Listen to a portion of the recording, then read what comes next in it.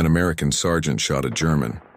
He shot him with a long line of Tommy guns from 10 paces away.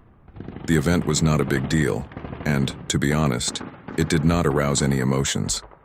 The sergeant had been fighting for a long time, since Tunisia, that is, almost 2 years, and he had a lot of Germans on his record. He had not shot an unarmed man after all, and certainly not a civilian. The German was a military man, in full uniform, with a helmet and a rifle. He had not come out to pick flowers, not to chill. The American army was taking a small town on the very border with Germany. The Germans were retreating. There was nothing for them to do here. They were exhausted too. But some SS units were still trying to resist. The German who jumped out at the sergeant was a member of the SS, judging by the runes on his buttonholes. The SS? No wonder, we've seen them before. Stubborn as donkeys.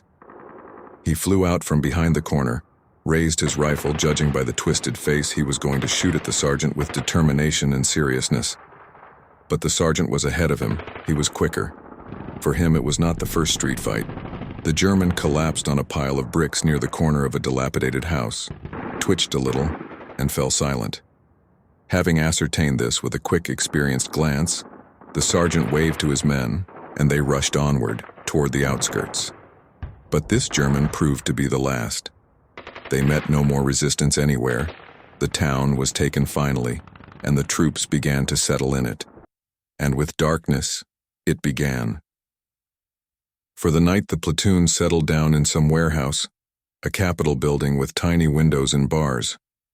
Nobody knew German, but judging by the big signs and the fact that the warehouse was adjacent to a house, which was definitely a store, it belonged to some big merchant. The only sad thing was that there were no useful things in either the store or the warehouse. And there was no useless stuff either. Everything had been taken out clean. Maybe the retreating Germans did their best, driven by the same economic reflex.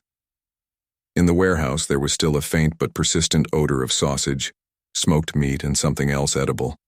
And no diligent soldier of any army would ever pass by such things. In the night, the sergeant woke up to another odor, much more unpleasant, much more familiar, the stuffy, sweet smell of decomposition. He opened his eyes and froze with horror. He saw clearly that the German was lying beside him instead of Private Johnson, and not just lying there but looking at him. His face was inanimate, a kind of waxen white, tightened with a grimace, his mouth open and frozen. But his eyes looked alive. Smelling the familiar odor of decomposition, the German made a sound, something like, "Her, her, her, her." It wasn't a nightmare at all. The smell was too real, and the overcoat-covered floor was hard and dusty, and everything else, absolutely everything, indicated that it was not a dream. The sergeant shouted, purely machine-like.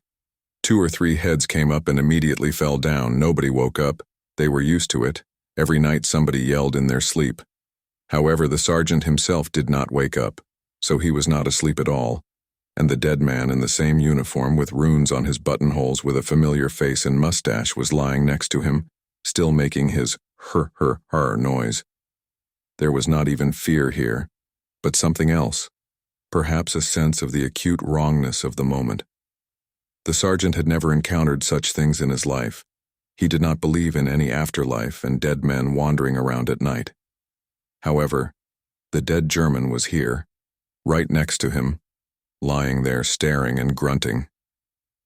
The sergeant cautiously lifted himself up, stepping between those lying there, stepped back sideways, and sidestepped into a corner. He tried hard to make himself believe that all this was just a vision. It happens because of upset nerves. He closed his eyes, lay down on a free place, pressed himself against the wall, and tried to doze off. Very quickly, my nostrils again felt the foul odor, and I heard, The deceased was here again. He was lying there, staring at his face and making the same sounds as before, either grunting or snorting. The sergeant clenched his eyes tightly, hoping that somehow it would work itself out. Time passed. The dead man never touched him, but his presence was felt very near. The stiffening, cold body. Or did it just seem to be cold? The odor, the grunting. The sergeant jumped up and resolutely went out into the courtyard under the stars. He could see a sentry walking vigilantly nearby. Taking out a pack of cigarettes, the sergeant nimbly took out a cigarette, lit it, puffed it. A grunting sound was heard nearby, a smell of smoldering. The bloody German was standing next to him at his shoulder, snorting and staring. The sentry looked directly at them, but did not react in any way, and the sergeant realized that the sentry did not see the strange guest. And so several hours passed until dawn, when the sergeant went inside, lay down and tried to doze off. The German appeared next to him, laid down. It is unclear how he found himself between the sergeant and his neighbor, and the grunting began again. When the sergeant went out for fresh air, the dead man would quickly appear next to him. By morning he had somehow imperceptibly disappeared. As one can easily guess, the sergeant could not sleep at all. The day passed in the usual worries of a squad leader in a newly taken enemy city. At night the sergeant volunteered for guard duty, citing insomnia and the fact that he had slept during the day.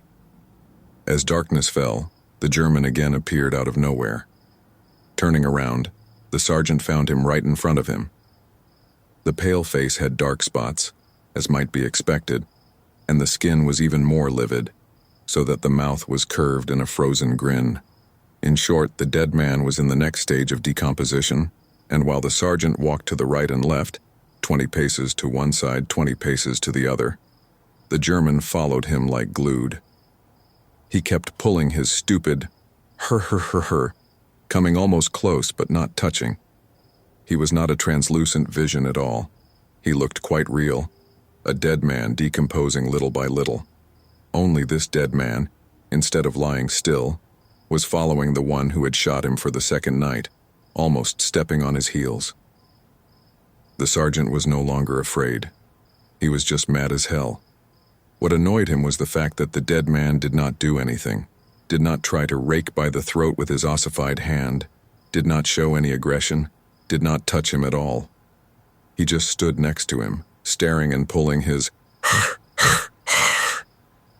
In the morning he disappeared again somehow unnoticeably.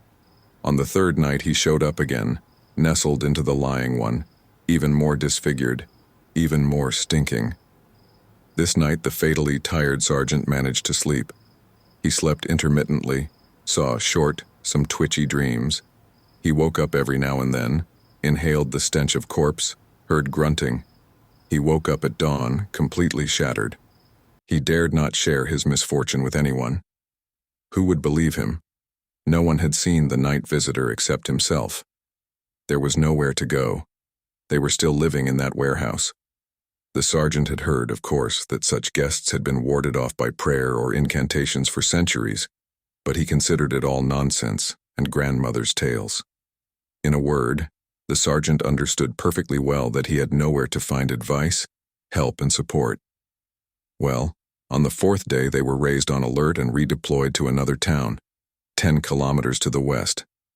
That's where the bloody SS man never showed up. Never. The sergeant swore and swore that everything had really happened to him. What pissed him off most of all, even after many years, was that he couldn't understand. Why all of a sudden? He had had to kill enemies before that German, and after that he had a dozen more on his account. But none of them, neither before nor after, did not disturb him at night. But this German, for some reason, began to disturb him at night, and there was no explanation for it. Neither materialistic nor any other. It just happened one day. That's all.